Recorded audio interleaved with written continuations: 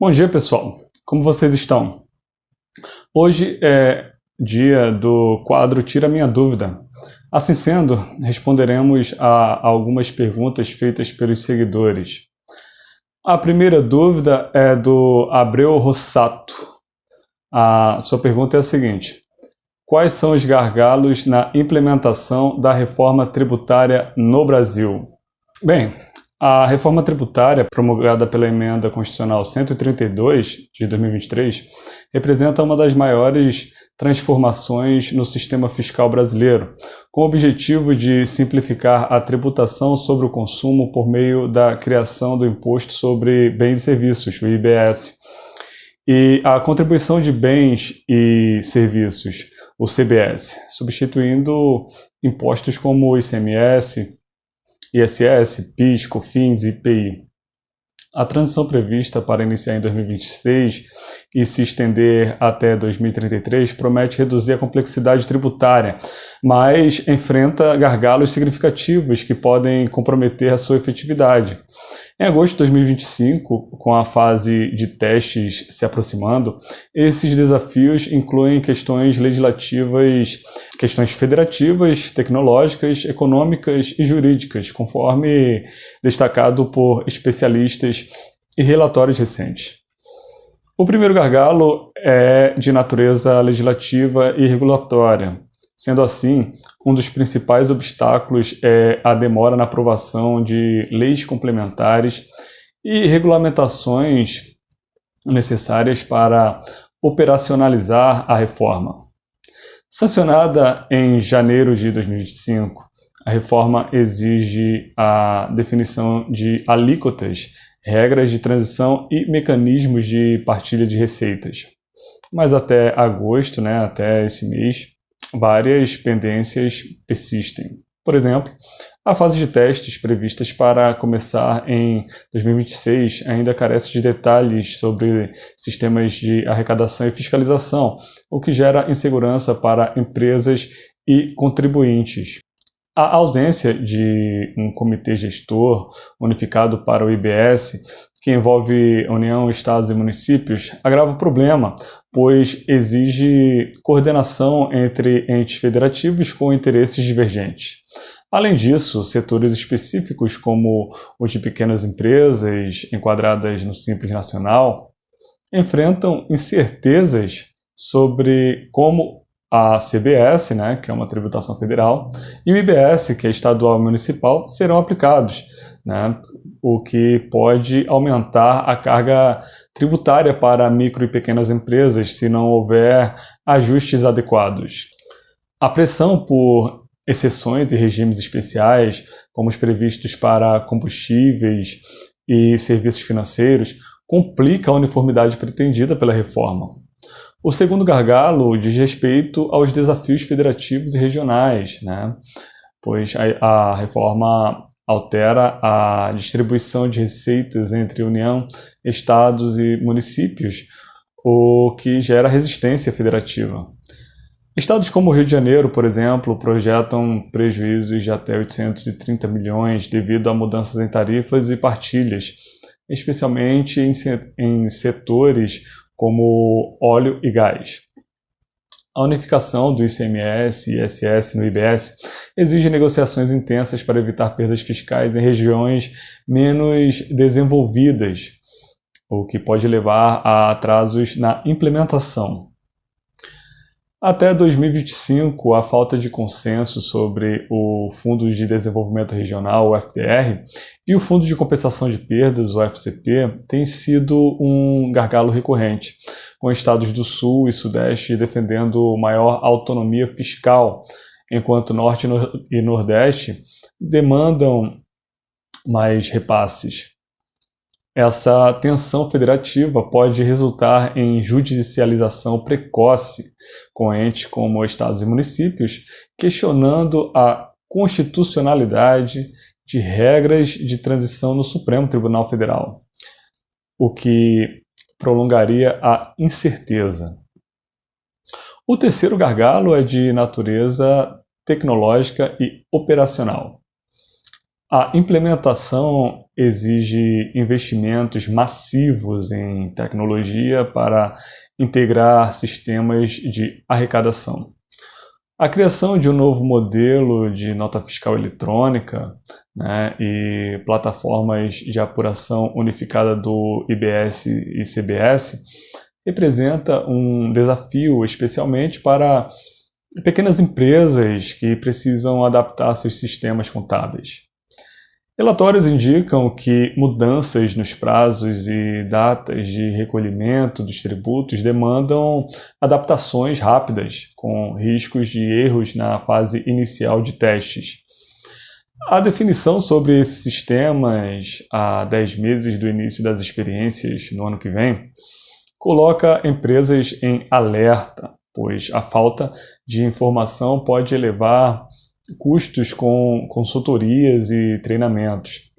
Ademais, a Receita Federal e as fazendas estaduais precisam capacitar servidores para fiscalizar o novo regime, o que pode sobrecarregar o aparato público e gerar inconsistências na aplicação inicial da reforma. O quarto se refere aos impactos econômicos e sociais. Economicamente, a reforma visa resolver gargalos históricos, como a cumulatividade e a guerra fiscal, mas sua implementação pode gerar inflação transitória devido ao repasse de custos para o consumidor final. Setores com operações complexas, como comércio e serviços, enfrentam desafios na adaptação, com oportunidades de simplificação, mas riscos de aumento na carga efetiva se as alíquotas não forem calibradas corretamente. Para as empresas, a transição dual, antigo versus o novo sistema, até 2033, pode elevar a burocracia, contrariando o objetivo de simplificação. Socialmente, há preocupações com a regressividade. Embora a reforma preveja devoluções via cashback para famílias de baixa renda, a implementação desse mecanismo depende de sistemas eficientes de identificação, o que pode ser um gargalo em um país com desigualdades regionais acentuadas, como o nosso. A segunda pergunta foi feita pelo Igor Tadeu00. A sua pergunta é a seguinte: há ilegalidade na venda casada nos contratos de financiamento? Bem, fazendo uma breve introdução, iniciarei afirmando que a venda casada, na prática comum no mercado financeiro brasileiro, configura uma violação grave aos direitos do consumidor, especialmente em contratos de financiamento. Essa conduta ocorre quando a concessão de um empréstimo ou financiamento é condicionada à aquisição de produtos ou serviços adicionais, como seguros, títulos de capitalização, ou planos de previdência, sem que o consumidor tenha real liberdade de escolha, Apesar de ser uma estratégia adotada por instituições financeiras para aumentar receitas, a venda casada é expressamente proibida pelo ordenamento jurídico brasileiro, gerando nulidades contratuais, devoluções e indenizações. A seguir, analisarei essa ilegalidade com base no Código de Defesa do Consumidor e na jurisprudência, destacando os impactos para os consumidores e instituições. Bem, qual é a base legal da proibição? O Código de Defesa do Consumidor, em seu artigo 39, inciso 1, classifica como prática abusiva, aspas, condicionar o fornecimento de produto ou serviço ao fornecimento de outro produto ou serviço, bem como, sem justa causa, a limites quantitativos. Isso é em relação à vedação, a proibição. Essa norma visa proteger o consumidor de imposições que ferem a autonomia e o equilíbrio contratual, especialmente em relações assimétricas, como as com bancos e financeiras, por exemplo. Os contratos de financiamento, a venda casada, se manifesta quando o banco impõe a contratação de um seguro prestamista, que é aquele que cobre o pagamento em caso de morte ou invalidez. Outros produtos, como condição de liberar o crédito, mesmo que o consumidor não deseje ou precise deles. Essa proibição, reforçada pelo artigo 51, inciso 4 do Código de Defesa do Consumidor, que declara nulas as cláusulas que estabeleçam condições abusivas ou coloquem o consumidor em desvantagem exagerada. Além disso, a súmula 297 do Superior Tribunal de Justiça aplica o CDC, o Código de Defesa do Consumidor, às instituições financeiras, ampliando a proteção contra práticas como a venda casada. A Resolução 4949 de 2021 do Banco Central também veda a vinculação de serviços não essenciais ao financiamento, embora violações ainda sejam frequentes. Outra pergunta: como é aplicada nos contratos de financiamento? Bem, em contratos de financiamento, a venda casada é particularmente prejudicial, porque o consumidor, muitas vezes, em situação de vulnerabilidade financeira, aceita condições impostas para obter o crédito necessário. Alguns exemplos comuns incluem, por exemplo, o seguro prestamista, que os bancos condicionam o empréstimo à contratação de um seguro que protege a instituição contra a inadimplência. Mas o custo é repassado ao consumidor. O STJ, no tema 972, reconheceu a abusividade dessa prática quando imposta sem opção de recusa ou escolha de outra seguradora. Também nos títulos de capitalização ou outros serviços, a exigência de aquisição de títulos ou pacotes de serviços bancários adicionais, como cartões de crédito ou planos de assistência, também configura a venda casada. O Tribunal de Justiça do Distrito Federal tem julgado tais práticas como abusivas, determinando a nulidade das cláusulas e a restituição dos valores. A ilegalidade persiste mesmo que o contrato mencione que seja opcional a contratação do serviço adicional. Se na prática houver coação sutil, como taxas de juros mais altas para quem recusa o produto vinculado, isso fere o princípio da boa-fé objetiva, prevista no artigo 422 do Código Civil, e o dever de informação clara, prevista no artigo 54, parágrafo 4º do CDC. A jurisprudência brasileira é uníssona em condenar a venda casada nos contratos de financiamento. O STJ, em reiteradas decisões, vem estabelecendo que a vinculação de seguros a empréstimos é abusiva se não houver liberdade de escolha, determinando a devolução em dobro dos valores cobrados indevidamente, conforme artigo 42, parágrafo único do CDC. Tribunais estaduais como o TJ do Paraná e o TJ do Rio reforçam essa visão, declarando nulas cláusulas que impõem seguros ou tarifas adicionais, com indenizações por danos morais em casos de recusa de financiamento devido à vinculação.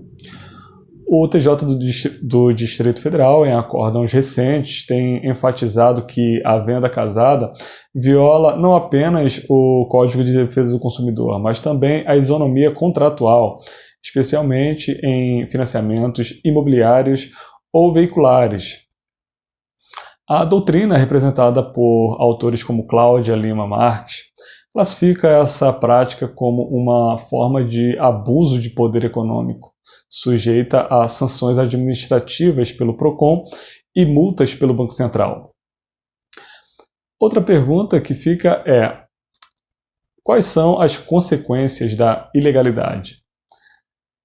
Bem, as repercussões da venda casada são severas para as instituições financeiras, como, por exemplo, a nulidade contratual, já que as cláusulas abusivas são declaradas nulas de pleno direito, conforme o artigo 51 do CDC, sem afetar o restante do contrato, permitindo que o consumidor mantenha o financiamento sem o produto vinculado. A restituição de danos, pois o consumidor tem o direito à devolução em dobro dos valores pagos indevidamente, além de indenizações por danos morais, que variam em média entre 5 mil e 20 mil reais, dependendo do caso. Também existem as sanções administrativas, visto que as multas do PROCON ou do Banco Central podem ser aplicadas, e ações coletivas pelo Ministério Público ou associações de defesa do consumidor ampliam o impacto. Para o consumidor, a conscientização é essencial, registrar recusas por escrito e buscar o judiciário ou órgãos de defesa do consumidor pode reverter estes prejuízos. A próxima pergunta é bastante interessante, porque qual advogado nunca teve problemas para explicar ao cliente que os honorários sucumbenciais não são dele, e sim do advogado? Bem, assim sendo, a dúvida do Anthony Dias é a seguinte: por que você acha que há tanta confusão entre advogado e cliente sobre honorários sucumbenciais? Interessante, né? Bem, no âmbito do direito processual civil brasileiro, uma das fontes mais comuns de desentendimentos entre advogados e clientes refere-se justamente a estes honorários especificamente. Os honorários sucumbenciais são arbitrados pelo juiz e pagos pela parte vencida diretamente ao advogado da parte vencedora, e são frequentemente confundidos pelos clientes com valores da indenização ou condenação principal da ação, levando a demandas indevidas de repasses desses montantes para si mesmos. Essa confusão não apenas compromete a relação profissional, mas também pode gerar litígios éticos e judiciais desnecessários. Primeiro, é preciso esclarecer o que são honorários sucumbenciais. Bem, esses honorários são uma condenação acessória imposta à parte derrotada no processo judicial, destinada a remunerar o trabalho do advogado da parte vencedora. Conforme o artigo 85 do CPC, Código de Processo Civil, esses honorários são fixados pelos juízes entre 10% e 20% do valor da condenação, do proveito econômico obtido ou do valor atualizado da causa, considerando o grau de zelo do profissional, a complexidade da matéria e outros critérios. Eles têm natureza alimentar do advogado, nos termos do artigo 85, parágrafo 14 do CPC, e são pagos diretamente pela parte sucumbente ao advogado, sem passar pelo cliente. Essa previsão legal reforça o princípio da sucumbência previsto no artigo 82, parágrafo 2º do CPC, pelo qual quem perde arca com os custos do processo, incluindo a remuneração do advogado adversário. É evidente. O Estatuto da Advocacia, a Lei 8906 de 94, em seu artigo 23, é explícito, aspas, os honorários incluídos na condenação por arbitramento ou sucumbência pertencem ao advogado, tendo este direito autônomo para executar a sentença nesta parte, podendo requerer que o precatório, quando necessário, seja expedido em seu favor. Fecha aspas. confirmando esses valores, né, que não integram o patrimônio do cliente. A razão da confusão reside na percepção equivocada dos clientes de que os honorários sucumbenciais fazem parte do ganho, entre aspas, da ação, similar à indenização por danos morais, materiais ou a condenação principal, por exemplo, pagamento de dívidas ou restituições. Muitos clientes, ao serem informados sobre a sentença, interpretam os honorários como um acréscimo à quantia que lhes é devida, exigindo que o advogado repasse esses valores para eles.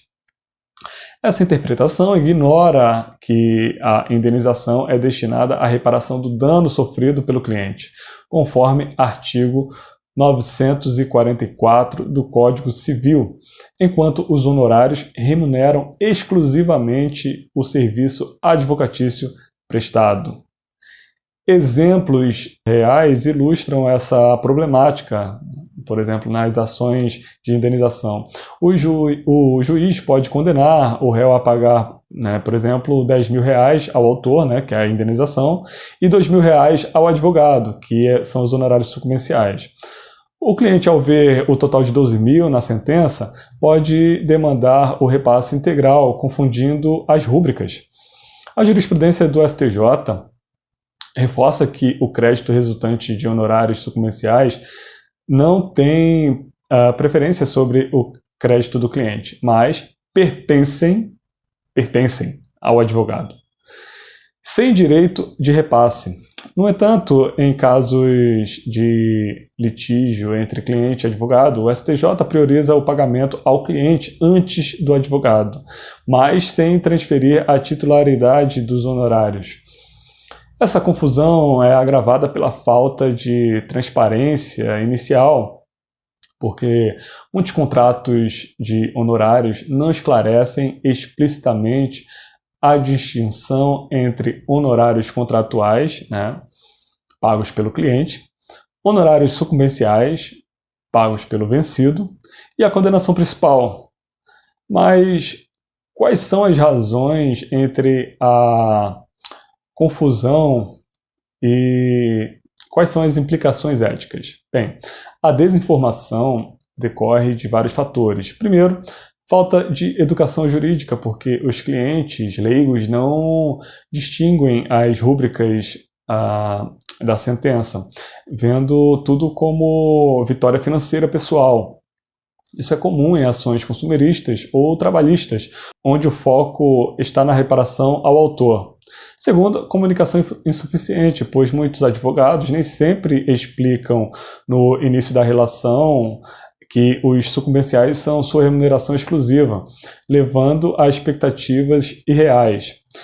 A OAB recomenda cláusulas claras nos contratos para evitar disputas. Em terceiro lugar, né, pode ocorrer também quando o advogado levanta valores da condenação, incluindo os sucumbenciais, e os clientes podem questionar o repasse, gerando ações por prestação de contas ou danos morais. As implicações são graves, visto que as disputas podem levar a representações éticas na OAB contra o advogado, por suposta retenção indevida, ou ações judiciais contra o cliente, por inadimplemento contratual. Em 2025, as decisões dos tribunais nacionais reforçaram que o advogado é o titular exclusivo dos honorários sucumbenciais, mas alertaram para a necessidade de transparência para preservar a confiança na relação. A pergunta que fica é a seguinte: como evitar a confusão e resolver as disputas? Olha, para mitigar o problema, advogados devem adotar práticas preventivas, né, como contrato claro, como já dito, né, visto que é necessário incluir cláusulas explícitas sobre a titularidade dos honorários sucumbenciais, conforme artigo 22, parágrafo 4º do Estatuto da OAB, né, que permite a retenção judicial dos valores devidos ao advogado. Também a comunicação deve ser transparente, né, todo advogado é um dever do advogado explicar verbalmente e por escrito a distinção entre indenização, né, que é do cliente exclusivamente, e sucumbenciais, que é do advogado também exclusivamente, evitando mal-entendidos. Em caso de exigência indevida, deve-se recorrer à mediação na OAB ou ao judiciário, onde a jurisprudência favorece o advogado como titular. Os clientes, por sua vez, devem ler atentamente os contratos e questionar acerca de dúvidas antes de assinar, promovendo uma relação baseada na boa-fé, conforme o artigo 4º, inciso 3º do CDC. Por hoje é só, pessoal. Curtam o vídeo, comentem e compartilhem para todos aqueles que têm dúvidas semelhantes às dos internautas que fizeram os questionamentos aqui presentes. Muito obrigado por assistirem, até a próxima e fiquem com Deus.